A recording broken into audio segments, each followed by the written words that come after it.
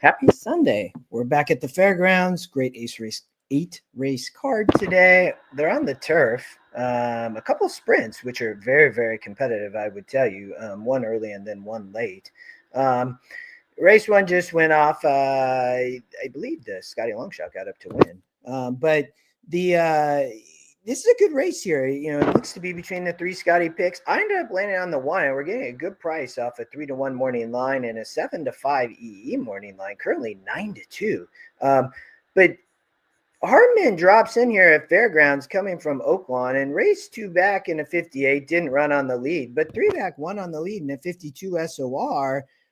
Maiden, which actually shows up stronger than here. And then last out at Fairgrounds, that 5 furlong sprint was 14 SOR points higher. So I love the price at 4-1. Probably take some late money. It looks like the 6 taking some early money, but I thought that the 1 could be really tough here. Like the win bet there. It's a tough early sequence. We'll jump to race 3. I didn't have a strong opinion here other than I'll give you a couple of horses because I think the favorite Passing Judgment is likely vulnerable. I think Slick and Fast has a big shot for David Jr. with Pedroza riding, one last out in a 48. Gets back to turf. The GSR goes up. You look at these past efforts, one at Fairgrounds back in 23, didn't run a lot last out. So second off the layoff, but I think fits here. But Tanaria is the price play for me. I think a live long shot for Gen Zone. Ben Curtis rides, just having an outstanding meet. Third in wins, approaching second. And, one last out in a claimer in a 46, one easy. And, now against this group, there's some cheap speed up front, and I think has, a lot of pace to chase. So I think when you look last out, Curtis broke a lot better, found a good spot, live long shot. But, you could use a handful here, 9, 8, 4, 2. I do think the 5 is vulnerable. We'll jump to race number 4. I like the 1-8 on top here. If you want to, pair up in the last race, or if you're going to play a horizontal, I do like the 1-8. I think the 7 has a shot, but I'm not sure to win. More in the exacta, and I think Path to Success is a good price here to use in horizontal or verticals. So don't forget about the 1, and the 2 might run on for the try. So 1-8 on top, and I think you can get a good trifecta here. So. Race number 5, we're going to skip. We'll jump to race 6, which is where we had some of the strongest opinion of the card, other than race 2 there with the one horse that is coming up here in probably about 15 minutes to post. So I thought this was the 2-horse race between Shoot the Nickel and Endrick. I know the top Scotty pick is the 3. I worry about this horse getting caught up in the speed. There's a lot of it up front, and I worry a little bit about the 3. I think Shoot the Nickel and Endrick. I end up putting Endrick on top.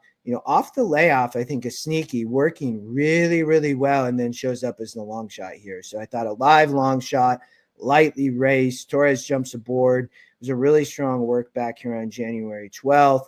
Had another strong work back there on the 4th. Is really fit for this. That was an impressive effort there at Indy and a nice win, and stretches out, no problem on the GSR. Shoot the Nickel, I think, could get a similar trip for Adrian DeVoe. She doesn't have a lot of runners, but has a live one here with Jareth Loveberry.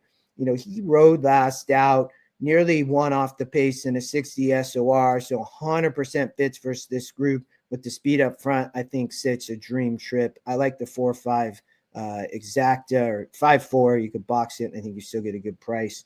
I also like just a little cheap pick 3, $5 here. We'll put in the Chicket Generator. Narrow here in the first leg. Add some coverage here in the turf sprint. I do like the 6 best. I think as a shot, you can see we have a lot of Scotty long shots here in this sequence. So watch that. I think at least one of them, if not multiple, can win, right? So I think the 6 has a big look here. Phelps has Brad Cox has the 9 horse, and then Cherie DeVoe the 7 with Jose. So a couple prices out here as well. Tough turf sprint though. The last though, this will pay well. You could add some horses here in the last if you prefer. You can see I've narrowed. The 5 horse is the Scotty Longshot top pace and top SOR and second win percent. That does not happen often, but they do connect fairly well. And you can see here it has a win at 6. This is a bottom level state bred claimer. So, all have a ton of starts. The 5 horse drops in here off a big drop in SOR, been dropping, got the lead, but that was in the 10 post last out. Now slides into the 5 post. This is not a great group.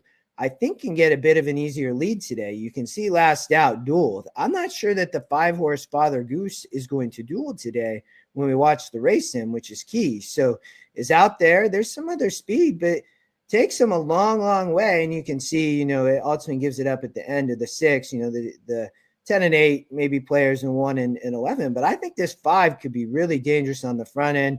If you want to add a second, you can see hard 4 has a morning line angle and also looks tough here. That was my second pick, in the 10 and 11 and 1 being underneath. So we'll leave you with that. It's a good late sequence, some good prices. Good luck. We'll watch race 2 here.